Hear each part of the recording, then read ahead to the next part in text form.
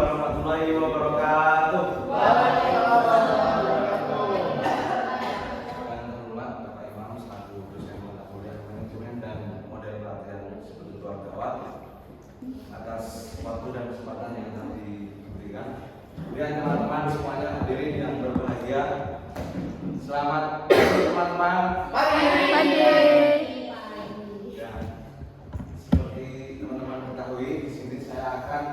Presentasikan seminar kecil saya bertemakan strategi berhenti merokok untuk kesehatan dan kualitas hidup.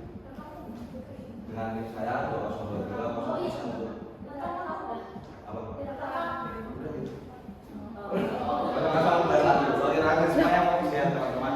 Next.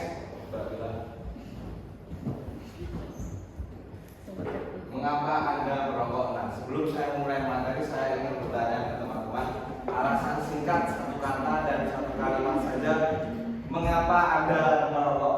Coba, Mas Faisal. Tidak merokok. Tidak merokok, serius. Mas Zakir. Apa? Tidak merokok. Komo. Mas Bapak. Mas Bapak. Biar tidak stres. Biar tidak stres. Yang cewek mungkin pernah merokok. Bapak saya. Oh, Bapak. Kalau Bapak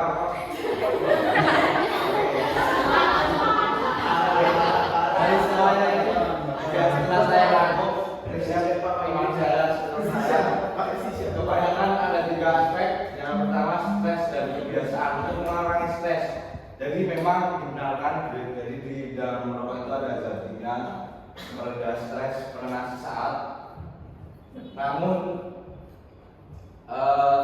bukan untuk membenarkan ya, tetap ada solusinya. Kemudian sudah menjadi kebiasaan. Nah, mungkin bagi perokok sudah sangat familiar kebiasaan perokok setelah makan atau ketika BAB.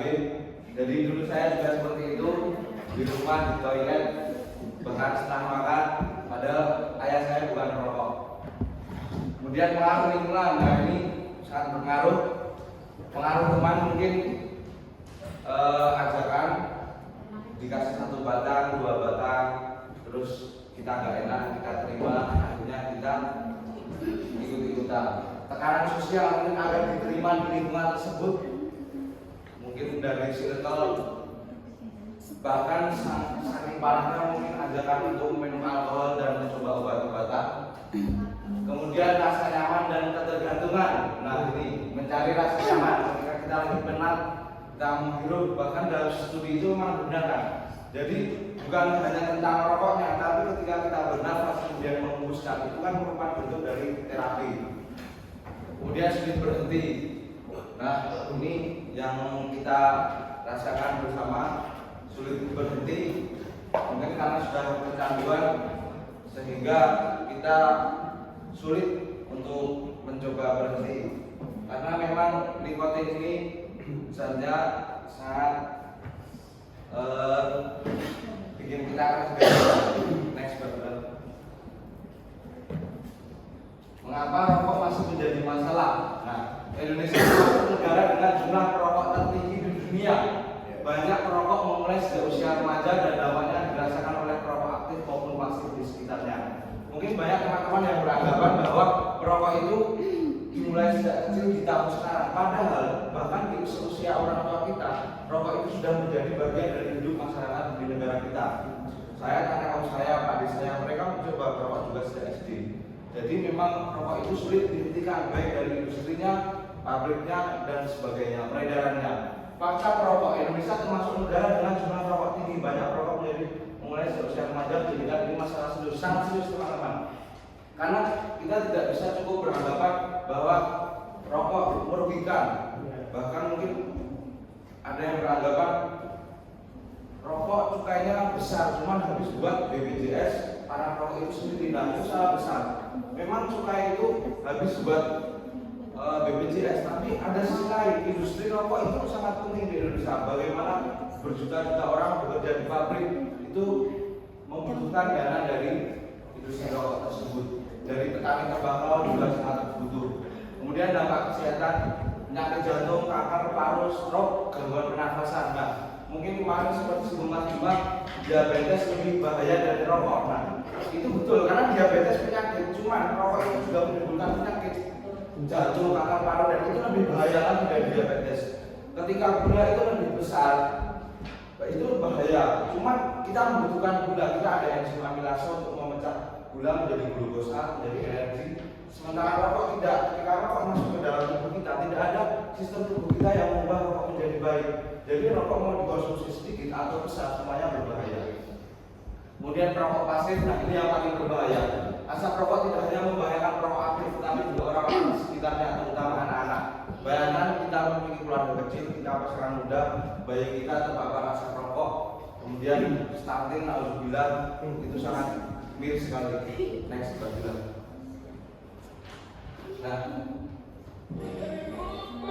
Nah, ya dulu.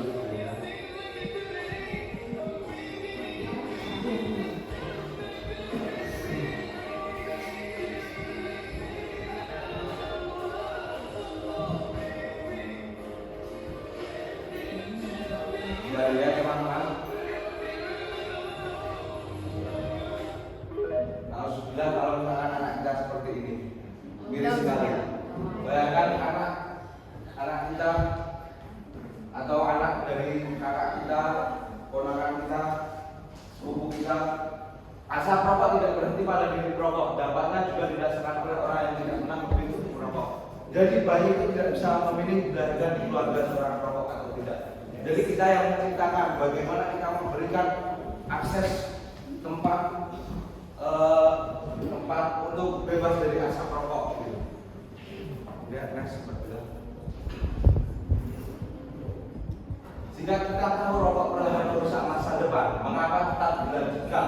Nih, karena stres, karena ingin rileks, karena sudah terbiasa, namun semua itu tidak dapat dihindarkan. Setiap alasan hanya pembenaran untuk kebiasaan yang merugikan diri sendiri dan orang-orang tercinta.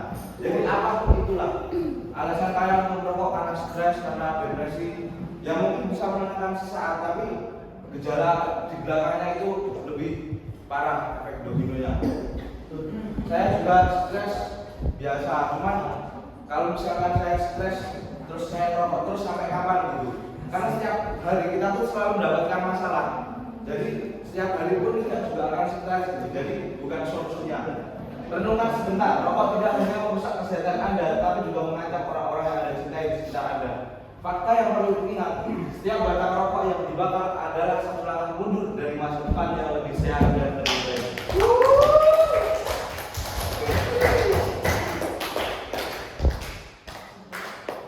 Kepada siapa Anda ingin mengajak berhenti rokok nih? Saya sering membaca tulisan ini. Siapa orang-orang yang ingin Anda ajak untuk berhenti merokok? Mungkin bisa Mas Zaidan, siapa yang ingin Anda ajak berhenti merokok? Udah satu ingin mengajak siapa? Saya yang merokok Bima atau saya kira Gak sama kok ada seperti itu. Hasan, saudara yang masih merokok. Saudara, dari saya mungkin cewek keluarganya, pasangan, ayah atau saudara lakinya. Bima mau ngajak siapa? Abah, ngajak Zakir, pasangan. Bapak. Ya banyak kita berharap orang-orang yang kita sayangi sekeliling kita itu berhenti merokok. Namun coba kita balik pertanyaannya, mengapa bukan kita sendiri yang berhenti merokok? Kenapa bukan kita sendiri yang sehat gitu? Tidak ada yang lebih peduli, lebih aware kepada diri kita sendiri kecuali kita sendiri. Bergas. Jadi teman-teman yang masuk merokok saya harap berhenti. Nah ini suara dari mereka saya rekam dari komen TikTok ya. Nah, bisa dibacakan Mbak Novita? Kelihatan Mbak? Ya yang sini dulu. Bapakku, karena aku semangat umur udah mau 60 tapi merokoknya cepat banget. Merokok di dalam rumah, padahal di buku ada asnya juga. Ada asnya. Kalau kita kasih tahu pasti kita yang dimarahin. Apa ya merokok itu? Kesel. Mudah-mudahan Allah membukakan pikiran bapakku buat berhenti merokok selamanya. Amin. Amin. Anaknya sendiri yang bilang. Dan jadi beberapa ciri karakteristik perokok itu memang ada yang agak bebal. Saya dulu 1 tahun 2 tahun pertama juga seperti itu. Keluarga saya tidak ada yang merokok kecuali kakek saya dua-duanya. Tapi saya bukan merokok. Saya kalau kalian di toilet habis makan di teras Dan itu sangat miris sekali. Bahkan 1 tahun, 2 tahun setelahnya saya kadang rokok di jalan, kadang saya cecek di mangkok setelah itu. Tapi setelah itu saya mulai sadar, saya ketika di warung, di rumah makan, saya rokok, ada pasangan muda memiliki bayi, pasti saya matikan langsung. Hingga akhirnya saya ada di titik saya harus stop maksimal selama ini. Ya, kita coba bacakan patah petani. Yang ini kedua. Ayahku seharusnya yang hidup lebih lama bukan hanya untukku, tapi untuk ibu dan adik-adikku yang masih selalu bekerja. Nah, ini juga penting teman-teman, jangan sampai kita di masa tua itu sakit-sakitan. Karena kita semuanya butuh peran kita, ketika kita meninggal, mungkin kita kehilangan diri kita sendiri, tapi anak kita kehilangan dunianya. Bagaimana mereka kehilangan sosok orang yang bisa menafkahi, memberikan jalan, jalan, gitu ya teman-teman. Orang terdekatku biar aku gak jadi perokok pasif. Nah, orang-orang yang kita cintai. Oke, kita lagi bacakan Mbak Rahmat. Yang atas. Ya.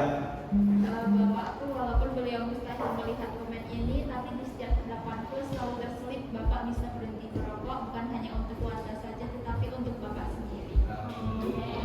Kemudian Mbak Sari, bacakan Mbak. Ayahku, aku tuh takut ayah kenapa-napa, takut ayah nggak bisa nemenin aku sampai aku bisa berdiri sendiri. Lihat badan ayah yang makin kurus, nafas ayah yang pendek-pendek, batuk-batuknya. Aku tuh sedih, tapi kalau dibilangin ada aja alasannya. Ya semoga ayah panjang umur dan tetap bersama kami dalam waktu yang lama. Sehat-sehat terus ayah. Betul teman-teman, bisa dilihat bagaimana perasaan anak-anak dari orang perokok dan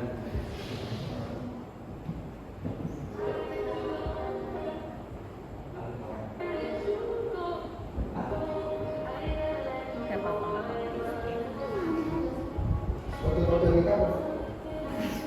Cari jodoh.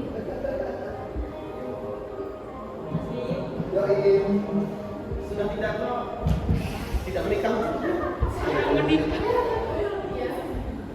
terkadang motivasi itu datang dari orang lain, dari anak dan keluarga. Kita kepada keluarga sih menjadi motivasi paling kuat untuk berubah. Seorang ayah yang menyayangi anaknya, dia pasti ingin anaknya untuk berubah dengan baik. Karena asap rokok itu sekalipun kita sudah mandi, dia menempel di pakaian, di rambut, di tubuh, bahkan di cairan yang kita keluarkan, entah itu air seni, keringat dan lain-lain. Next. Alasan berhenti merokok bukan tentang kehindaran, tetapi tentang menyelamatkan masa depan, hidup sehat. Nah, ini yang paling utama. Keinginan hidup lebih sehat dan lebih panjang untuk diri sendiri dan orang-orang tercinta. Tidak menjadi beban, tidak ingin menjadi beban bagi keluarga karena penyakit akibat rokok yang dapat dicegah. Jangan sampai kita tua, kita lemah, mulai lemah karena asap rokok itu kita konsumsi setiap hari berbungkus berbatang-batang, sehingga tuanya kita merepotkan, kita mandi di paku, dimandi rutin sekali dalam bulan. Masa depan anak, komitmen nyata untuk masa depan anak dan generasi penerus yang lebih sehat untuk anak-anak kita, untuk cucu-cucu kita. Strategi berhenti merokok. Nah, ini strateginya teman-teman. Hal-hal praktis yang dapat Anda lakukan untuk memulai perjalanan berhenti merokok menuju hidup yang lebih sehat dan berkualitas. Persiapan diri. Tentukan alasan yang kuat untuk berhenti merokok. Alasan kita apa? Keluarga, cucu, diri kita sendiri. Hari tua yang menyenangkan, sehat. Tetapkan tanggal berhenti yang belum pasti dan komitmen belum. Kita pastikan tanggal ini misalkan per 26 Maret berhenti merokok, sudah 17 Juni dan 2 bulan ini. Kalau sakau itu pasti sakau, cuman yang kita harus lebih besar dari rasa sakau kita. Tindakan nyata dari isu merokok di lingkungan sekitar. Di 4 minggu pertama itu saya membatasi perkumpulan. Bukan berarti saya membatasi lingkaran berteman saya. Saya tetap berteman dengan siapapun, perokok, pemabuk dan lain-lain. Tapi justru mereka bisa lebih respect karena kita sudah dewasa, kita memiliki keputusan sendiri dan masing-masing dari kita menghormati. Cari aktivitas pengganti yang positif dan menjadikan. Saya biasanya jogging, walaupun presion, yang penting lari. Dukungan dan evaluasi, kita dukungan keluarga dan teman dekat, teman-teman.